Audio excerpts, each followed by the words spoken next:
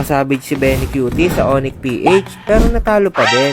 Pag-usapan muna natin yung nangyari sa Game 1. Ito yung veteran move na ginawa ng Onyx PH sa Lord Dance. Nag-clear muna sila ng mid lane para ma-force mag-dep ang TNC. Ang pinadala nila dito ay si Benny. Dahil alam ng Onyx PH na may possible mag-dep sa mid, inangatan agad ni Kelra, ni Super Prince at ni Kirk yung TNC para mapo kasi nga outnumbers. Tapos isama mo pa yung pressure na binibigay ni King Kong sa Lord. Ang iisipin ng TNC, silipin natin yung Lord kasi baka i-burst ng Onyx at dahil napok nga dito yung TNC, sinugod na sila ng Onyx PH at lumamang na sila sa clash. Pero hindi lang yon, may isa pa akong napansin na ginawa ng Onyx PH. 10 minutes and 36 minutes ng game, pwede nang makuha ng Onyx PH yung Lord. Pero ang ginawa nila, dinilay nila yung pagkuha. Kasi kapag kinuha agad nila yung Lord ng 37 seconds, lalabas yung Lord ng 41 seconds. Anong ibig sabihin nun? Hindi nila maaayos yung flow management. Kapag ganon, madali lang madedep ng TNC yung Lord. Kaya ang ginawa ng Onyx PH dito, tiniming nila na lalabas yung Lord ng 11 seconds. Tuwing 41 seconds kasi, in 11 seconds lalabas yung Lord. At ang talino nila doon, ang nangyari, napagsabay-sabay nila yung 3-wave. Kaya nakamega agad sila at lalo na silang lumamang sa game. Pag-usapan naman natin ang game 2. Isang napakagandang positioning para kay Benny. Alam niya kasi nag-ulti na si Kelra. Nung nag-ulti yung Zushin, nag-flicker out na agad siya. Walang flicker yung Johead at wala ring HP. Kaya dito na nakakuha ng timing si Benny. Tumapang na nga siya dito kasi nga alam niyang wala nang tools yung kalaban. At dito niya na nasabage yung Onyx PH. Pero paano naman sila nalogi sa game? 14-minute mark, nag-try dito mag-push yung TNC. Namega na nila yung mid lane. Pero nakakita kasi ng opportunity si Yawi. Nasipa niya dito yung Zujin. Pero tulad nga ng sinabi ni Cram, kung naaalala nyo pa, walang HP yung isa nilang kasapi, si Saida. Wala rin siyang ultimate, kaya hindi talaga makakasunod. Ang nangyari, nabuhay pa dito si Super Prince. At ang huling play ng Onyx PH, napakagandang 5-man boost. Kasi alam nila na mahilig mag-check si Yawi o kahit sinong tank ng mag-isa. At nung na-pick up nila si Yawi, dito na naubos ang TNC. Ang laking comeback nito kasi nga yung 7k golded nila na ibaba na agad ng Onyx PH sa 4k. 3k golded agad ang nabawas. Malupit ang Lord Dance. Nung nakita nila na wala ng ultimate si Saida, binurse na ng Onyx PH yung Lord. Kasi nga alam nila na mahihirapan ng lumapit si Saida at hindi na makaka-contest. At yun lang, nakakabalik na ulit yung Onyx PH sa momentum. Yung TNC kaya, ano pa kaya sa tingin nyo? Paano sila makakabalik sa momentum tulad ng win streak nila? Sana may natutunan kayo. Kung gusto nyo pa ng mga ganitong content, huwag niyong kalimutang mag-follow. Sana makatulong!